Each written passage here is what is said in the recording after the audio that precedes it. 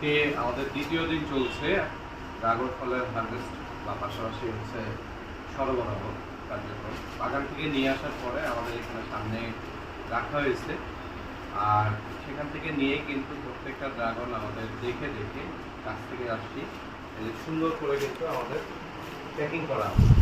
তো আমরা সাধারণত প্যাকিং করে দিই হলো হচ্ছে ক্যারেটে, এই যে এই ধরনের ক্যারেটগুলোতে। গতকালকে যারা কুরিয়ারে নিয়েছে তাদেরকে এই ধরনের ক্যারেটে আমরা সরবরাহ করেছি। তো আজকে এটা যাবে হচ্ছে বাসে, এই কারণে কিন্তু হচ্ছে আমরা কার্টুনে নিচ্ছি।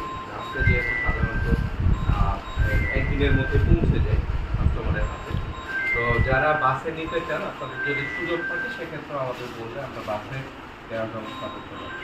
তো ড্রাগন যেহেতু হচ্ছে আমরা নতুন একটা ফল নিয়ে কাজ করছি, আমাদের জন্য নতুন আর কি। তো আম কিংবা হলো হচ্ছে লিচু কিংবা খেজুরের গুড়ের জন্য আমাদের প্রতি যে ভালোবাসাটা আপনাদের থাকে, আশা করছি আমাদের এই নতুন প্রোডাক্ট, নতুন ফল নিয়ে যেটা